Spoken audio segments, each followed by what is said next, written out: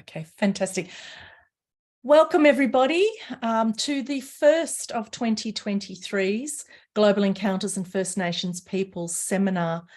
I'm speaking to you, I'm Lynette Russell, and I'm speaking to you from the unceded lands of Naarm, the home of the Kulin Nations, the Wurundjeri and Bunurong people.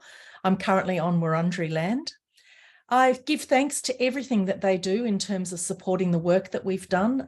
And I also acknowledge elders past and present, particularly in the ways in which they've constantly supported us and paved the way for us. Just before I introduce tonight's speaker, I'd like to just take a couple of minutes to mention that we have unfortunately lost one of our key members of our Global Encounters team, the wonderful, beautiful and truly loved Dr. Lily Yulianti Farid. Many of you will have known Lily, and her death, her loss has been a real absolute tragedy for us as a team, but of course also most importantly for her family and her community, very wide community right across Australia, Indonesia and throughout Europe. So I just wanted to let everybody know we are going to honour Lily with her work, continuing her work, and we are going to continue our engagement with our colleagues across Indonesia in particular. So thank you. Tonight, it is my singular pleasure to introduce Distinguished Professor Aileen Moreton-Robinson. Aileen, in many ways, doesn't need any introduction whatsoever, but I will attempt one. I've been familiar with Aileen's work for a number of years now, and it's just such an extraordinary exploration of indigeneity, of relationality, of engagements. Many people, most of you will know her profoundly important book, Talking Up to the White Woman. It's not just the convincing nature of the arguments that Aileen puts, it's actually the crystal clear, razor sharp way she expresses them. It's just such a pleasure and a privilege tonight to have her speaking to us. And she's going to talk to us about indigeneity and blackness and relational relationships. So as is per usual, Aileen will speak for probably 35, 40 minutes, and then we will open it up to questions and conversation. So I'm sincerely appreciative that you've come to do this. I am very well aware of, one, how busy you are and how terribly tied up you are with your new Centre of Excellence, which we all congratulate you on. It's amazing and magnificent achievement. So over to you, Aileen. Thank you, Lynette. And I'd like to acknowledge I'm on the lands of the Eora Nation here at UTS. I'm delivering this after an all-day workshop on our research program for the Centre of Excellence. So I'm hoping that I can muster enough energy to deliver this. And I want to thank Lynette for inviting me to be a part of the Global Encounters seminar series. Believe it or not, it's very rare really for me to be invited to speak in Australian universities. And I think this is probably the fourth invitation from an Indigenous scholar to speak in Australia. So I'm very appreciative of the opportunity. Having said that, I'll segue into my paper. But before I do that, I want to acknowledge that I am a Quandamooka woman, and I want to acknowledge my elders for the gifts that they've given me, which does actually come out in my work. I draw extensively on Gulnpul knowledge to theorise. So here we go. So in their anthology, Otherwise Worlds Against Settler Colonialism and Anti-Blackness, the editors King, Navarro and Smith argue that the analyses of the relations between Native Americans and Black people are often expressed as being in solidarity, antagonistic or incommensurable. The authors assert that all of these modes are insufficient. They argue that what is not understood is how these modes all work through relations, noting that incommensurability is relational because an impasse is still a connection. They find Glissant's conceptualisation of relation as being the boundless effort of the world to become realised in its totality, that is, to evade rest, end of quote, as the starting point for thinking and moving beyond the impasse. Each chapter engages in some way with these relations, and there is a consistency of application in situating Blackness epistemologically and ontologically as the preserve of African Americans, while indigeneity is understood through the lens of, quote, identity and tribal citizenship, end of quote. This is decoupled from any Indigenous epistemologies and ontologies that exist outside the logic of capital. This analytic separation precludes an understanding of the way in which whiteness has operationalised Blackness in shaping constructions of indigeneity. I argue that whiteness as a regime of truth produces discourses that struck the conditions of possibility under which Blackness functions discursively as the measure of lack and inferiority. In her book entitled The Physics of Blackness, Michelle Wright argues that Blackness as a concept is often defined by what it is not. She notes that the largest problem is that of the unequal representation of Black collectives in discourses of Blackness generally, and despite our efforts, some groups enjoy being understood as Black, whereas others have to struggle and clamour for recognition. She argues that this can be attributed to the dominance of the middle passage epistemology in discourses on Blackness in the United States and Caribbean, which link, I quote, our cultural practices and expressions, our politics and social sensibilities to the historical experience of slavery and the struggle to achieve full human suffrage in the West, end of quote. Wright argues that Blackness must be understood as intersecting with other collective identities in its immediacy and its location in history. She defines Blackness as, and I quote, a construct, implicitly or explicitly defined as a shared set of physical and behavioural characteristics and as phenomenological in the sense imagined through individual perceptions in various ways depending on the context, end of quote. Though Wright acknowledges Blackness exists in antiquity, her analysis operationalises Blackness as identity and discourse within the African diaspora framed by the middle passage epistemology.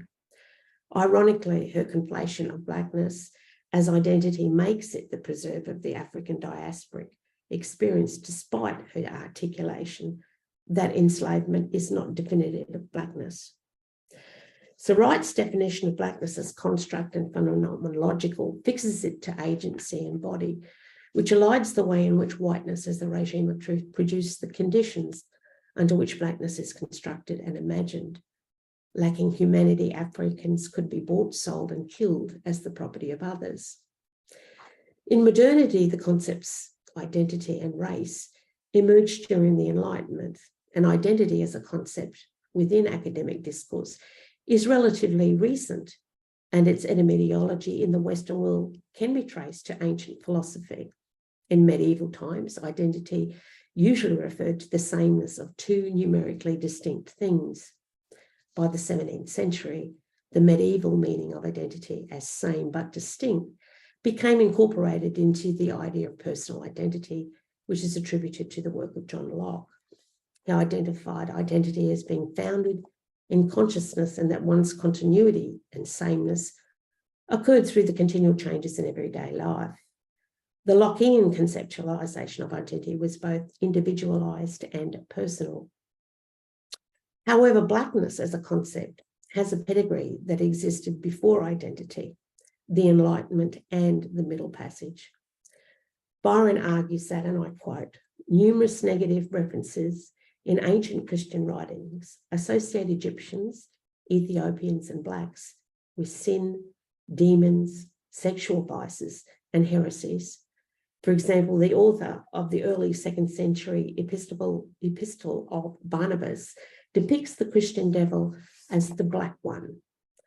The author of the 3rd century Passion of Saints, Perpetua and Felicity, constructs a scene in which Perpetua wrestles with an Egyptian in a dream before her martyrdom. An anonymous 5th century father reports how an Ethiopian woman tempts a troubled monk saying, I am she who seems so sweet to the hearts of men, but because of your obedience and the trials you borne, God would not allow me to lead you astray. All I can do is let you smell my foul odour, end of quote. So as early as the 2nd century, Egyptians and Ethiopians were ascribed ontologically as black, while lacking white European Christian attributes. So blackness signified a lack of virtue, a lack of chastity, a lack of conformity, a lack of divinity, and a lack of personal hygiene. European Christian rulers were the defenders of the faith, and although their language and homelands were different, Christianity provided a sense of unity and cohesion among the true believers. The world was perceived to be clearly divided into Christians and all others, including dissenting Christians. Medieval scholar Geraldine Heng argues that, and I quote, one of the spectacular cultural creations of the medieval period, the Mappa Mundi or world map, hits its stride in the 13th century and after as a medium that virtually unfolds an imagined universe of space-time, which pictures the world in an extraordinary way that reflects on and concretizes locations of race. Cartographic and imagery race issues a grid through which European culture perceived and understood the global races and alien nations of the world, ruminating on and understanding other types of monsters, namely Ethiopians, Jews, Muslims, and Mongols, end of quote. So European Christians assigned blackness and a proximity to it as signifying a lack of humanness, evil and monstrous, attributes associated with the devil. Jews were represented as, quote, possessing horns. They also were accused of rectal bleeding. They were foul-smelling and practiced bestiality and cannibalism. These representations of blackness were incorporated within a theological humanetics practiced by, quote, by Christian religions across a wide range of learned and popular contexts.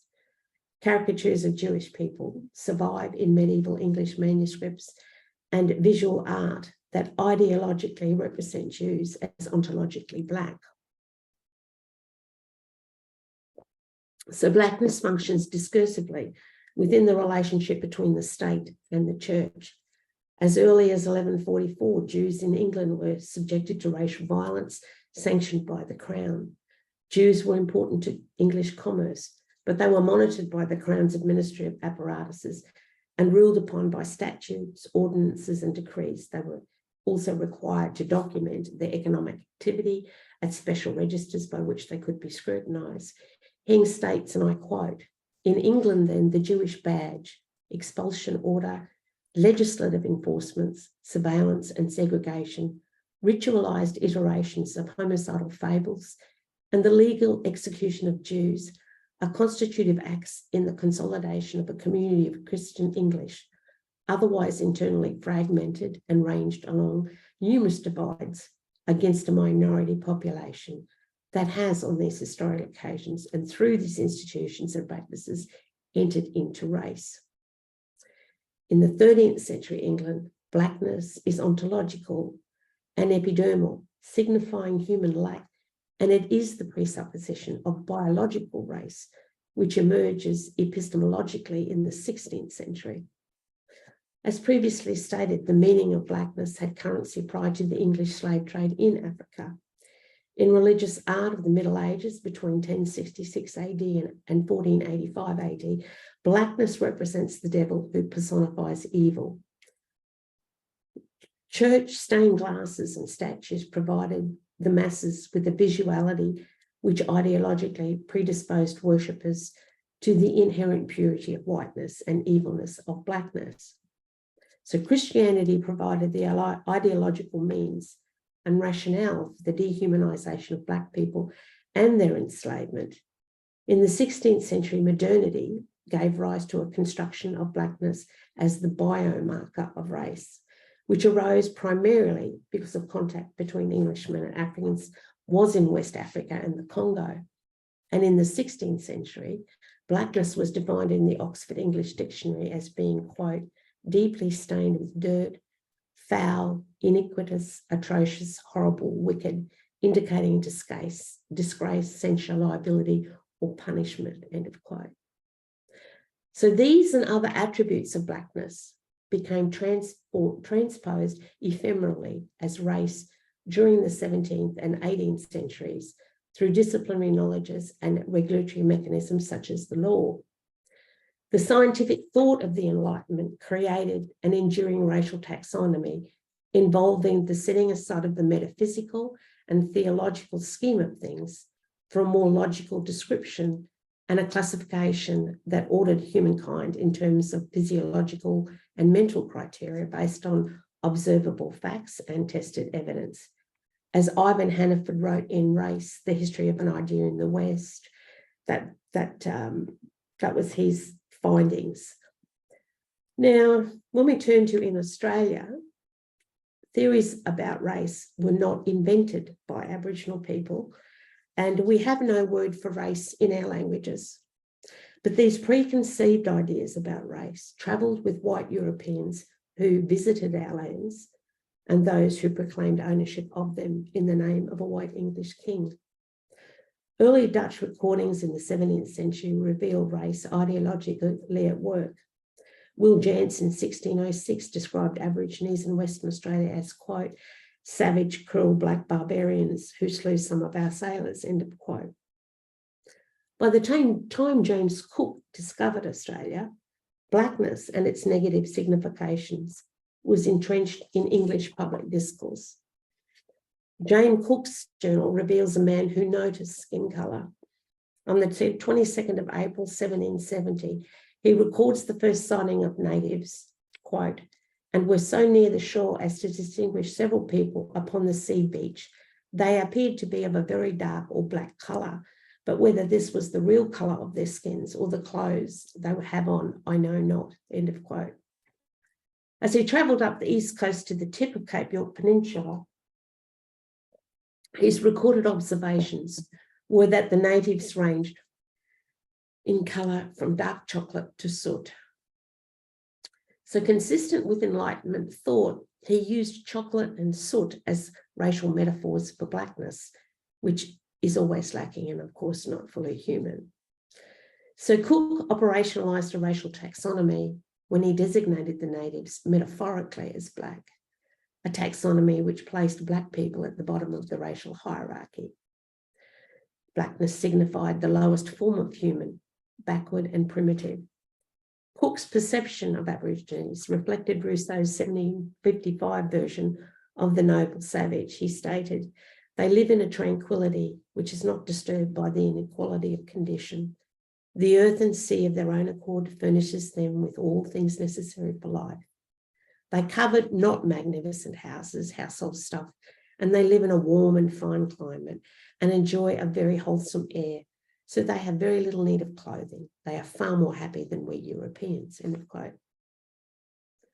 Over the next century in Australia, the meanings attached to blackness became transferred ephemerally onto the Aboriginal body, which was always found to be lacking and inferior. Whiteness as a regime of truth continued to define itself by what it was not, creating a system of ordered procedures for the production, regulation, distribution, circulation, and functioning of statements about blackness. Racialised discourses from the 18th century shaped the conditions under which Aboriginal people and lands were violated and brutalised. In different colonist diaries, Aborigines were referred to as, quote, the lowest in rank among the human race, as the most miserable human form ever under the sun, more like monkeys than warriors, or altogether as a most stupid, insensible set of beings, end of quote. James Cook's depiction of Aborigines as noble savages had by the 18th century shifted within the colonial mind. Disciplinary knowledges create a hierarchy of humans, relegating black people to the bottom of the ladder as the exemplar of the lowest stage of human society and barbarity, measured, of course, against white human attributes. Aboriginal people were assigned a place at the bottom of the new colony's racial hierarchy. This assignment was further entrenched by colonial newspapers in the 19th century. Whiteness operationalised race in the development of the media in Australia and shaped public discourse. In March 1803, Australia's first newspaper, the Glissant, was established in Sydney. Michael Meadows argues that the spread of journalism and the press system in Australia was quite highly varied across the colony because of differences in governance and geography, end of quote. Tasmania was the next colony to set up a newspaper, followed by Perth in 1826 and Brisbane in 1846. Aborigines, Blacks and Natives were the racial signifiers used to identify Guris and Kuris on the east coast of Australia, and they peppered newspaper reporting from the 18th century to the 21st century. The Moreton Bay Courier featured a regular column entitled The Blacks, informing its readers of the conflict that erupted as white settlers encroached on Gubbi Gubbi and Waka Waka territories to set homesteads and farms up beyond the boundaries of Brisbane. The colonial press reported frontier conflict as the Black Problem, a feature of Australian media reporting that continues to this day. Underpinning this logic is Blacks possess no rights to defend their lands, just as we have no right to a voice to Parliament. The Australian media positions us as the problem, not colonisation and illegal dispossession. Disciplinary knowledges such as biology emerged out of the Enlightenment, informed the work of Charles Darwin and his evolutionary biology thesis of natural selection, which informed ideas about race in Australia. Survival of the fittest depended on the non-random transfer of biological traits that work to maximise the gene pool within a given population, and through natural selection, weaker species die out. The influence of Darwin's theory is evidenced in public discourse in Australia. In 1881, The Age referred to the Aborigines as a bygone people, and in 1888, it reported that according to the law of nature, when two races whose stages of progress were different came into contact, the inferior was doomed to wither and die. By the 1890s, there was rejoicing in the media that the passing of the Aborigines would contribute to the solution of the race problem in Australia. At the turn of the century, whiteness had ideologically and ontologically conflated blackness and Aboriginality as race in public discourse. This conflation is also evident in Australian law. The first proclamation made by Governor Macquarie in 1816 was to declare Aborigines were subject to white law, but any contraventions by them would lose that protection. From 1816 to 1900, approximately 148 pieces of legislation and amendments regulated the lives of Aborigines in the colonies. Whiteness as a regime of truth imported and embedded race into the regulatory mechanism of the law in Australia. There is a consistent pattern across the colonies during this first 84 years as to what needed to be in law for those identified as Aboriginal race, Aboriginal natives, Black natives and half-castes. A large body of legislation was designated to regulate, manage and control Aboriginal lives. Legislation determined the terms and conditions of Aboriginal employment and servitude, the status of Aboriginal prisoners, their imprisonment, capital punishment and whipping, the reliability of unsworn Aboriginal testimony in court, and the capacity to be a competent witness. There was increased police powers to attend to vagrancy for degenerate whites and others who had no fixed address and who were found to be associating with Aborigines. Aborigines were ineligible to vote and run for elections, but were granted the right to fish and hunt game for personal consumption. Aboriginal children and young adults were removed to industrial and reformatory schools. Aborigines were ineligible to join the military and receive a pension, and it was illegal for them to partake of alcohol and opium. Crown land was allocated for the establishment of Aboriginal reserves under the protection of a white male protector, under the control of a white male protector.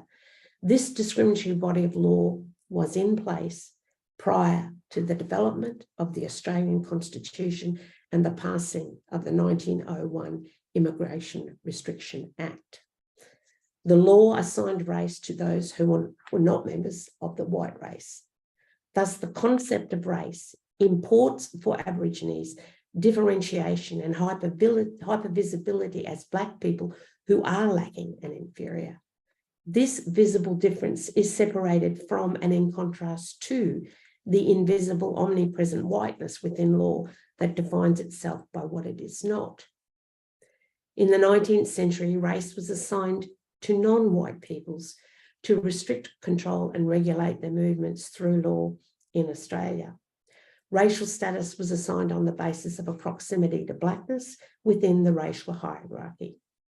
Legal scholar Sawyer states that non-white people included, and quote, the Indian, Afghan, and Syrian hawkers, the Chinese miners, the Japanese settlers, and Kanaka plantation labourers of Queensland, and the various coloured races employed in the pearling fisheries. The New South Wales Chinese Restriction and Regulation Act of 1888 used the concept race as such, and I quote, in applying and extending provisions of the said act as aforesaid, they shall be read immediately after the word Chinese, where it occurs in the said act, the words or person of any coloured race inhabiting the continent of Asia or the continent of Africa, or any island adjacent to either continent, or any island in the Pacific Ocean, or in the Indian Ocean, or the words or persons of any coloured races, end of quote. This act was amended in 1896 and became the Coloured Races Restriction Regulation Act. Similar acts restricting and controlling the coloured races existed in other colonies. For example, the South Australian Coloured Immigration Restriction Act of 1896.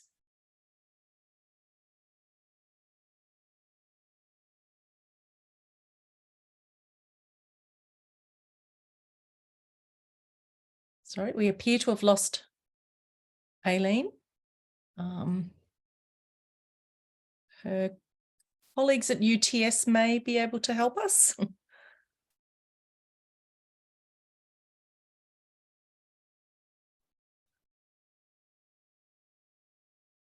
No. Here we go. Just give us a sec. Thanks, Crystal.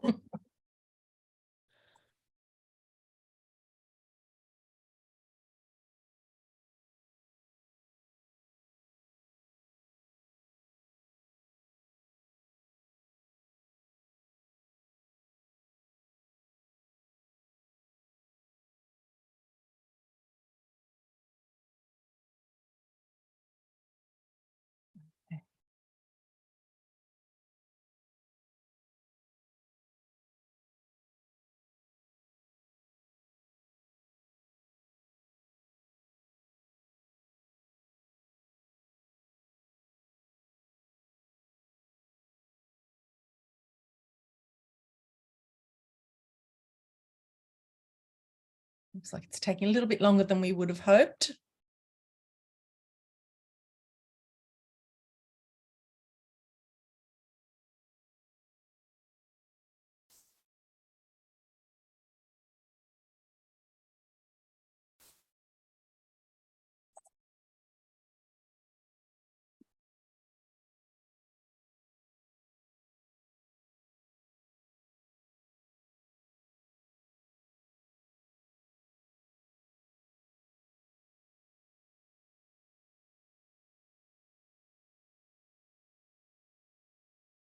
Sorry about this, folks. Crystal's coming back into the room, so that hopefully that's going to be what we need.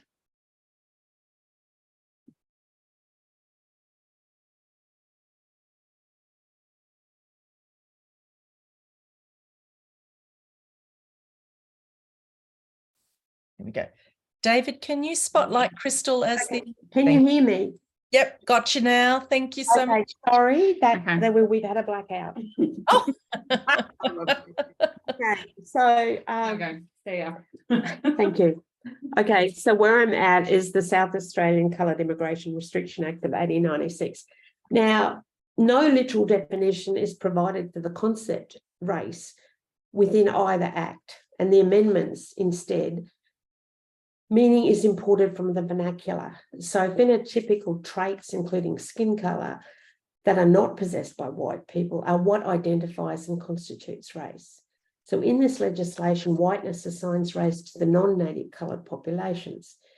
In this way, the law enables whiteness to remain invisible and vacate race as part of the very conditions of the existence of race in Australia.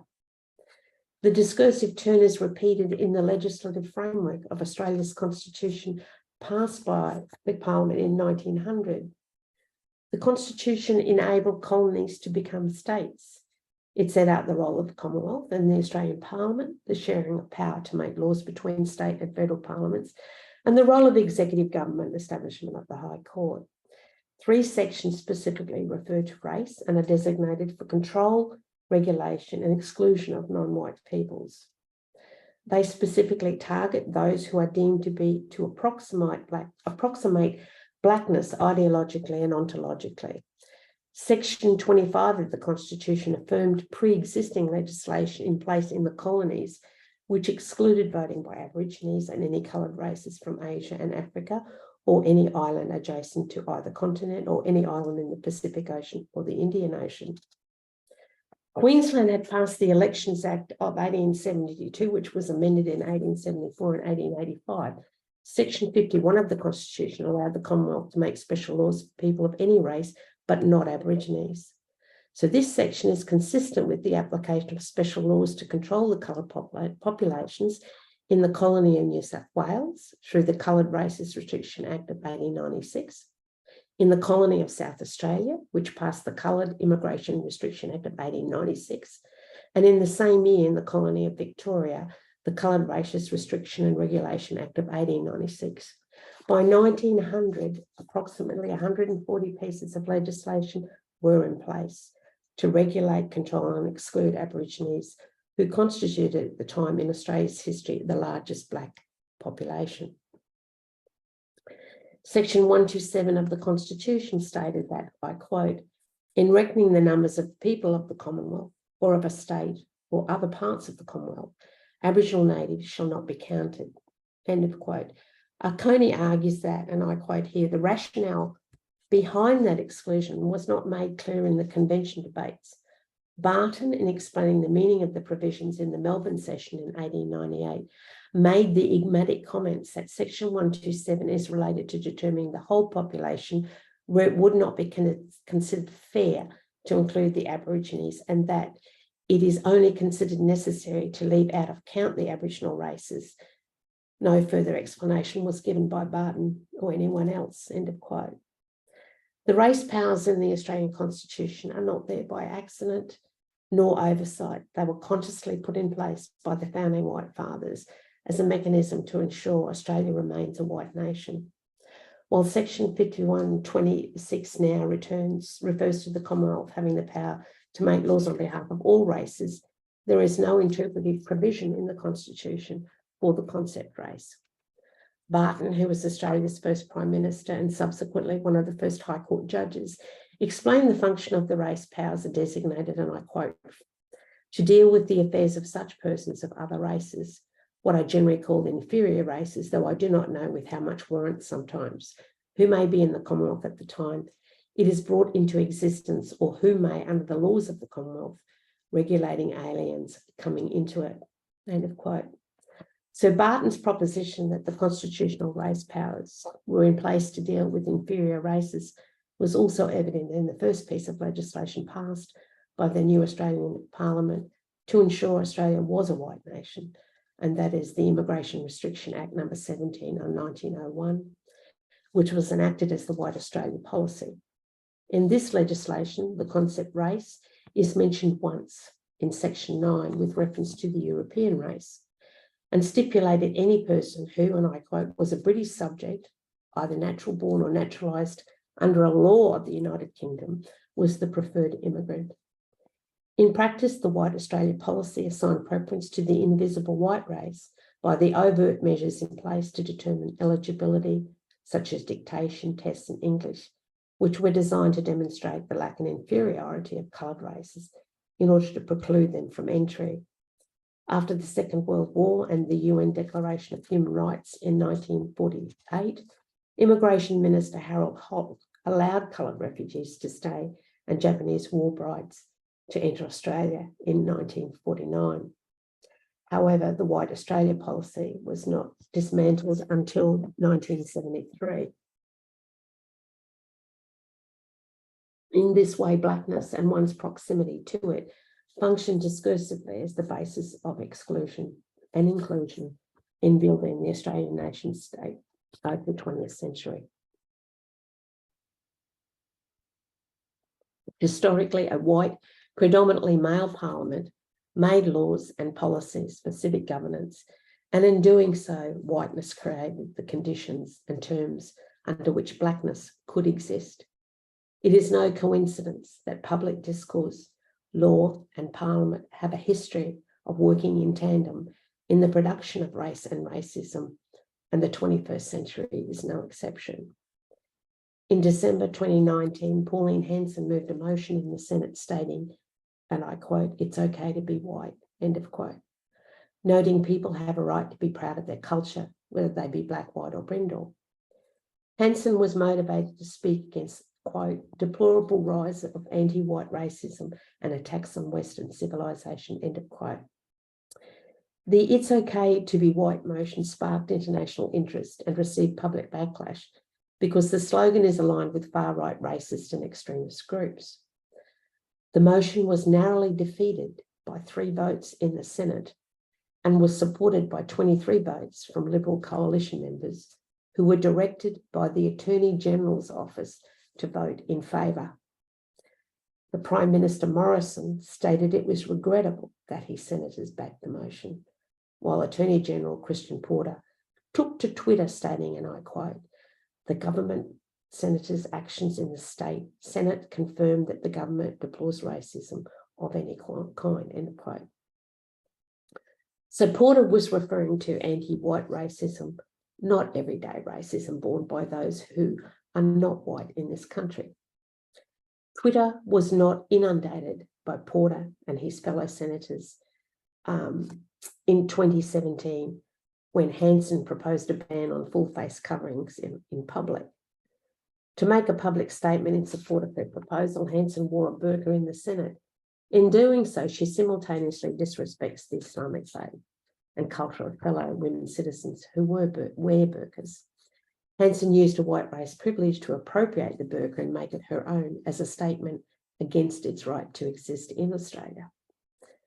Porter and his fellow senators did not feel the need to become indignant because they vicariously supported Hanson, and the burqa was not a real threat to whiteness. In June 2021, Hanson moved a second motion in the Senate to exclude critical race theory from the national curriculum. In support of her motion, she noted, and I quote, "It is from critical race theory that we get terms like systemic racism and white privilege, which radical leftists love to throw around so much. And unless we take a stand, the values that made Australia the great nation will continue to die the death of 1,000 cuts. Critical race theory has no place in the curriculum of our nation. Our children deserve an education, not indoctrination," end of quote. The second motion to exclude critical race theory was carried in the Senate, even though it is not on the national school curriculum. This leads me to ask what logics are at play when fiction is accepted as truth. Hanson's motions were cleverly crafted to make race invisible by assigning colour to culture. But in the Australian vernacular, black, white and brindle are not cultures. They reference skin tone within the visual register of race and are biomarkers of exclusion. Hanson, by expressing the rise of anti-white racism and attacks to Western civilization together in the same sentence, is signifying an intimate relationship between the two. The white race is synonymous with Western civilization. Thus, we can deduce it is the black and brindle races who are attacking Western civilization and practicing anti-white racism. She imputes this violence in 2 ways. First, by using the metaphor death by 1,000 cuts to describe the incremental loss of white Australian values She invokes the Chinese as an existential threat to the nation. Historically, death by 1,000 cuts was a form of prolonged execution that became mythologized by the West to cement a particular image of China as being degenerate and evil. Second, Hansen infers the anti-white racism is the product of critical race theory, which throws about terms like white race privilege and systematic racism. She infers these ideas are being used to indoctrinate children as white oppressors and invaders through the national curriculum. Her assault on critical race theory mimics the antics and condemnation by right-wing politicians of African American, Latino, and Asian legal scholars whose work analyses and exposes how race is central to the development of law and policy in the US. Critical race theory originated in legal scholarship by these Black and brindle academics. So critical race theory is not a part of the national school curriculum, nor is it taught as part of the core curriculum in Australian law faculties. These facts did not surface in public discourse, seemingly overlooked by everyone, including the Minister of Education and his department. Interestingly, the media did not report calls for any evidence to support Hansen's proposal from those who voted against the motion. The success of the motion in the Senate speaks to the discursive and ontological power of whiteness as a tie that binds and mobilizes when it is perceived to be threatened and exposed. Whiteness produced the context in which the narrative could be fabricated and made real for the perceived threat to be erased. The non-existence of the threat does not prevent it from being feared.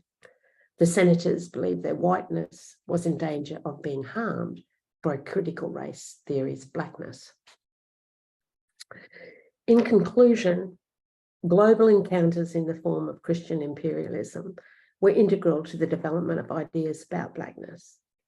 Blackness in Europe had become an epistemic by which Aborigines were known prior to the arrival of whiteness in our lands. Blackness has a pedigree that predates the biological construction of race in the 17th century. As has been argued, the slave trade is not definitive of blackness in Australia.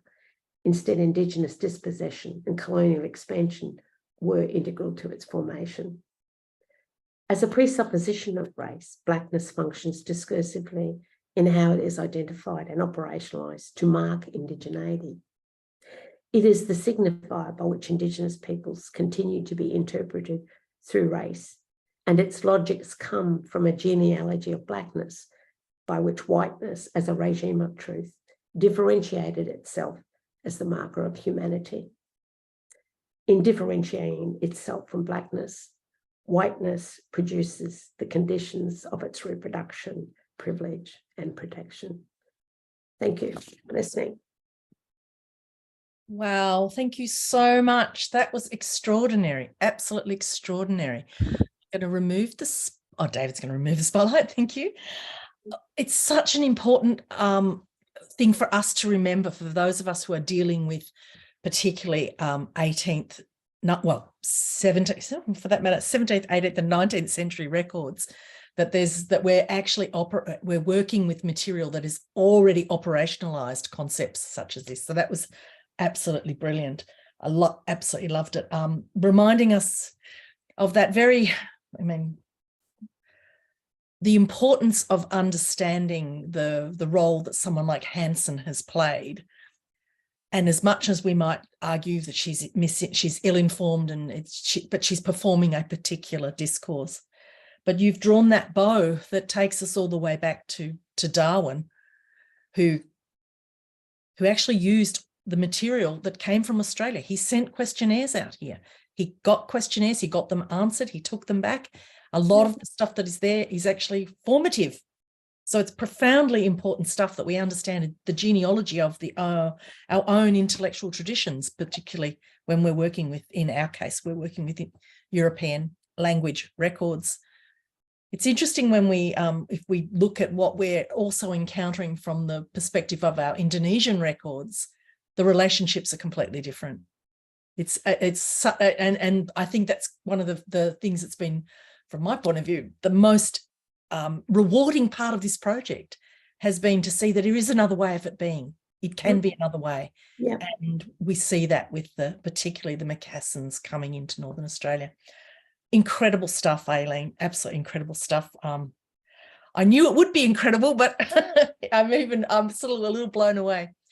I probably, before I hand over to asking everyone for questions, and please, because there are 60-something people in this session, could you please pop things into, I may not see you, so either put your hand up through the little mechanism or write in the chat, because I'll see that, and I know David will keep an eye on the chat as well.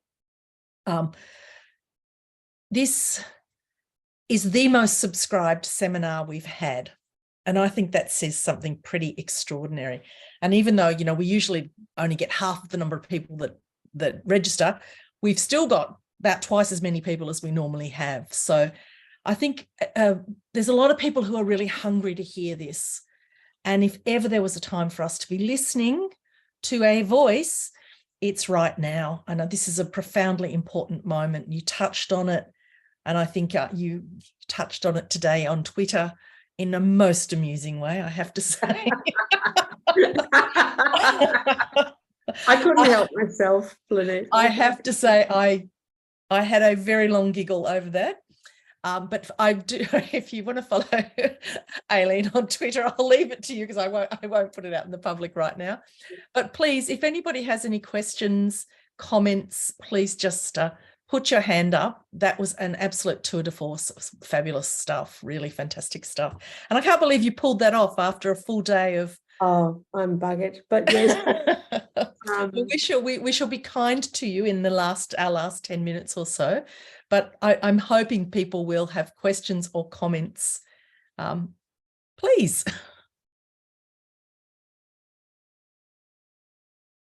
I'm not seeing anything. Guy has put his hand up. Guy, okay.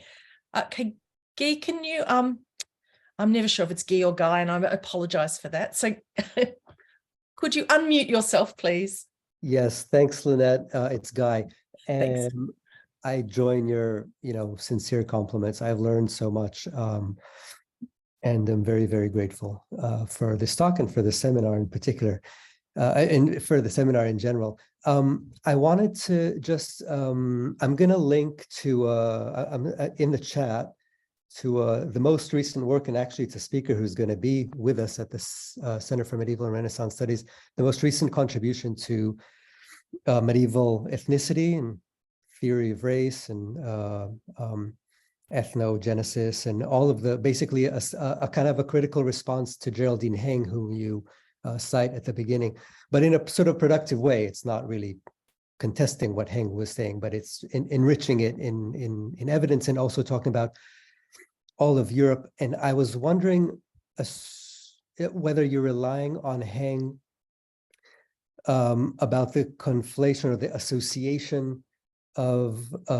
Jews and Black skin color, because certainly at the theological and moral and whatever level, Blackness is a very negative thing, and it has a deep tradition, as you very eloquently describe. But I'm not familiar with evidence of the, again, I'm talking about the physiognomy of Jews as being dark-skinned or Blacks, in that period when there is migration from Spain. I mean, there are moments where there are Jews coming from different, let's say, linguistic and ethnic backgrounds that changes. But I'm wondering if you could say more about that. Look, I think that for me, what I'm actually trying to argue, if it wasn't clear enough, is it's not about blackness. It's blackness, what I consider to be ideological and ontological. So it's the way in which Jews are ascribed attributes that are about lacking, right? And the way in which those attributes already pre-existed fundamentally out of Christian discourse. And so it's not really whether they're Ethiopian Jews or whether they're European Jews. It's the way in which that works discursively. So I'm really interested, and with Geraldine's work, I don't like my work on race. I mean, this is kind of my new stuff towards, even though I'm supposed to be retiring, is I wanted to kind of fracture the notion that you know, race is the preserve of the 17th century, as Foucault and others argue. It comes into being. But to me, they're missing the fact that Blackness has a pedigree, right, that creates discursively a whole heap of attributes that then filter down and come, by the time it gets to the 17th century, I mean, that's, you know, it's there, right? So I'm trying to say that if we say that race only existed linguistically before the 17th century, then we've missed the point. And Geraldine, I think, in some ways doesn't do, like, there's work, I think, that can be done further back than where she goes that would actually support, you know, the point that she's making about the race in medieval Europe. But I still think that we haven't done, race theorists have not really thought about Blackness outside of the African American experience, or that's the preserve of it, right? And I'm trying to say, well, you know, you have to think broader than that and wider than that, and think about how the idea of Blackness comes to represent evil fundamentally before slaves are taken out of Africa. Yeah.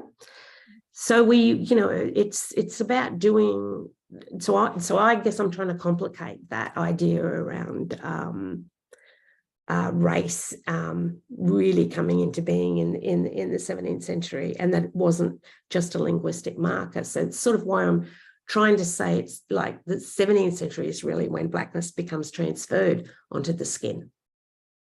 You know, race emerges as the biomarker in that sense.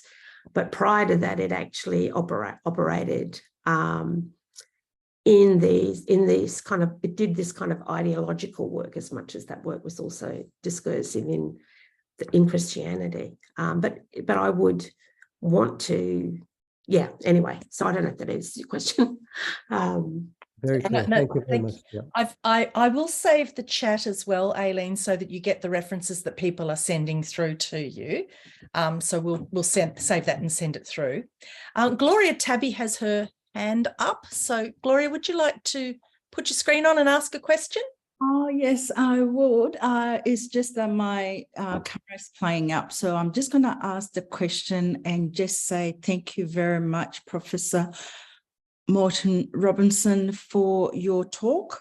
The timeline of the racial project around the world and as it is situated here in Australia is something that I haven't come across at all. It's just amazing. I could listen to you all night.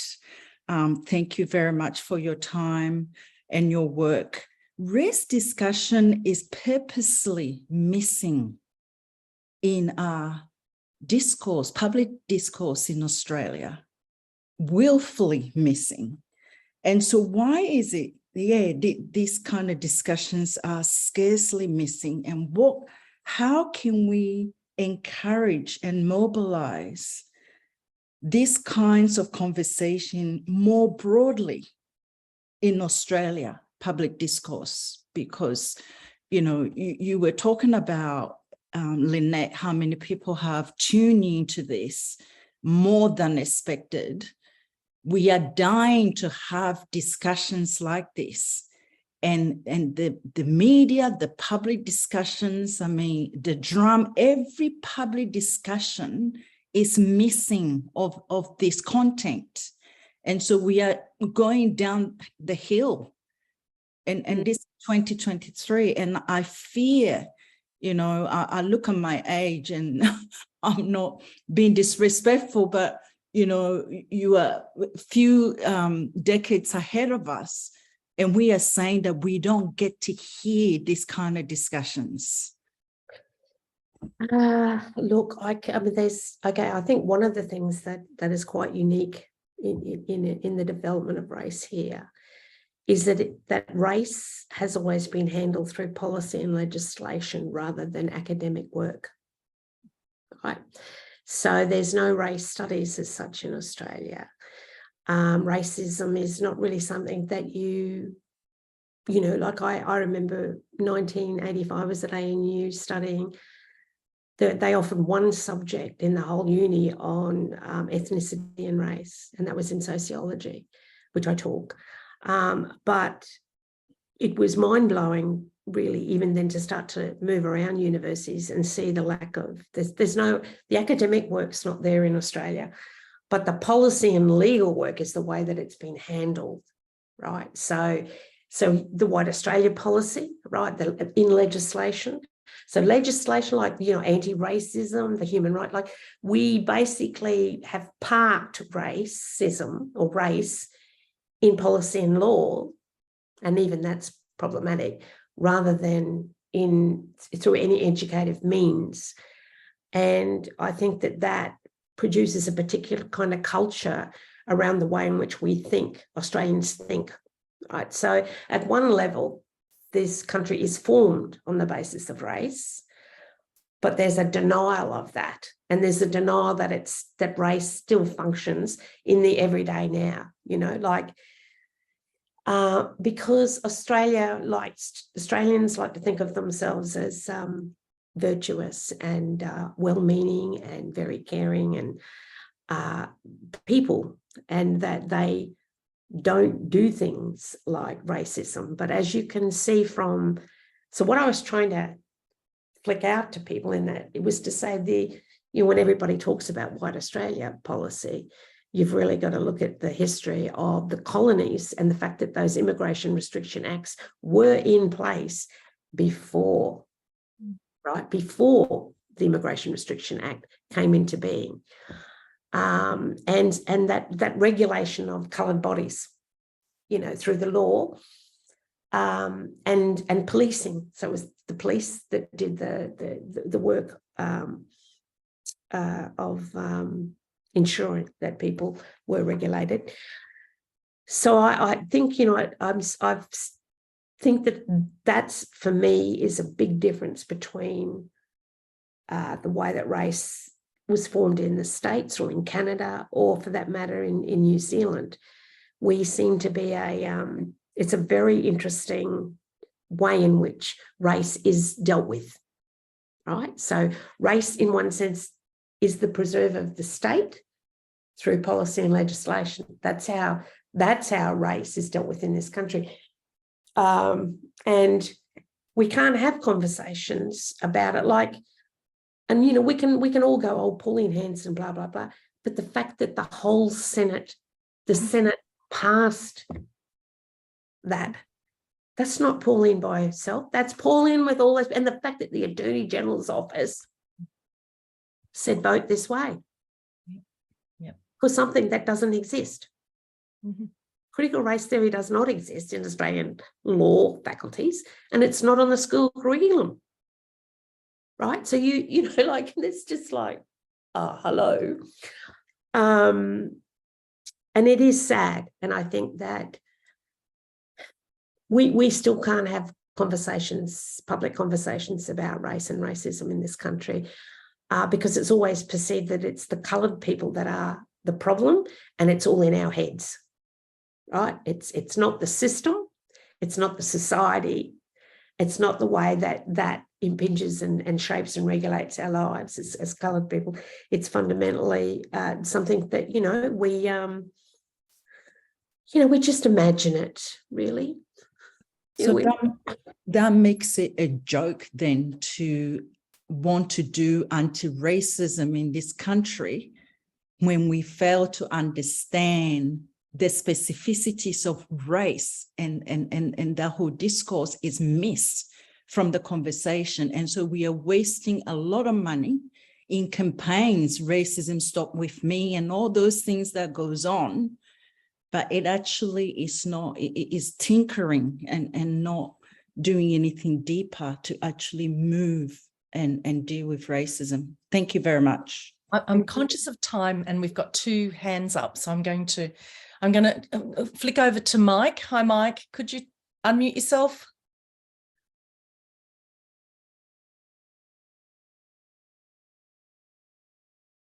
Still on mute, Mike.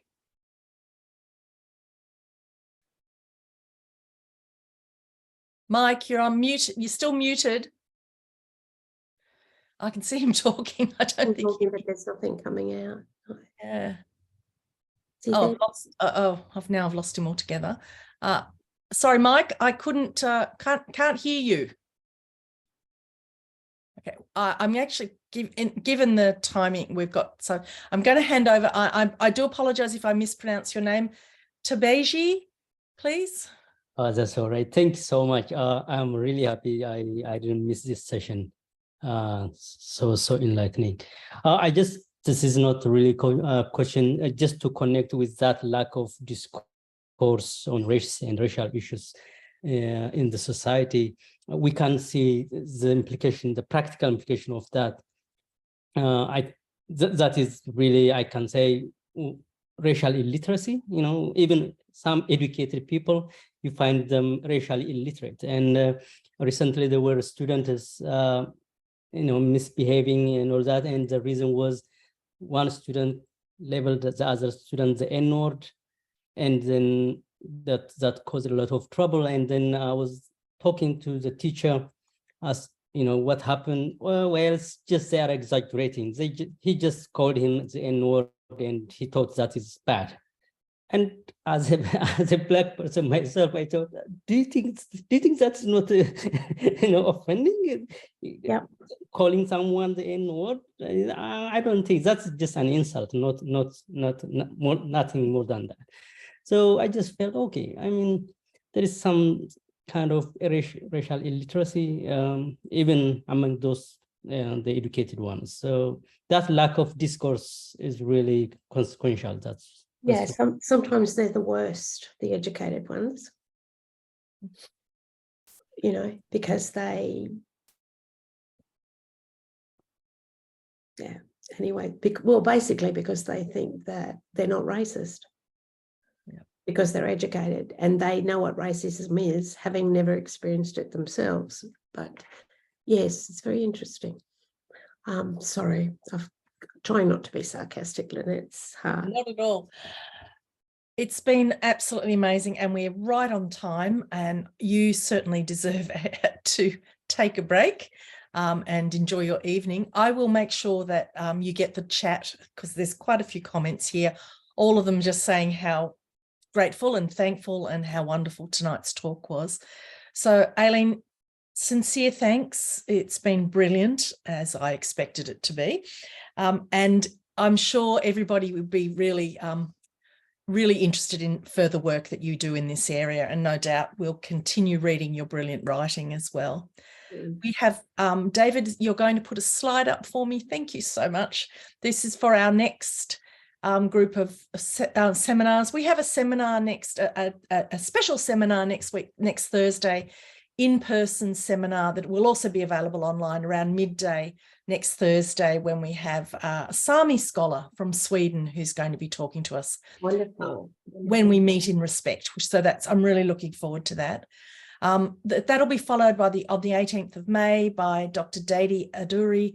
Dadi is our good friend and colleague from Indonesia. He's based in Jakarta, and he's going to be talking about 3 centuries of shared Trepang heritage with Australia and Indonesia. And then later in the year, in July, we have Nyonya Peters. This was a wonderful seminar that we were really looking forward to, which was unfortunately postponed because of our bereavement. And then we've got someone coming later in the year, Mark van Dodderlocht, who's going to be talking about some amazing Arakara oral traditions. And then later on, Jane Lydon, followed by Annie Clark and Ursula Frederick. So lots of things to look forward to for the rest of the year. It's been a sincerely wonderful start to our seminar program with you, Aileen, and I really do appreciate it. I mean, I know how hard it is to spend a whole day doing a workshop and then pivot and just sit down and present that. So thank you. I'm going to give a shout out to Crystal. Thank you very much for stepping in there when we needed you. And lovely to see you all, and best of luck with your Centre of Excellence. Thank you, Lynette, and thank you for inviting me. Like I said, I mean, I very rarely get asked to speak. I mean, that's another thing. The work that I do is not well received. in that sense. So in Australia, but you know, It's mighty well cited.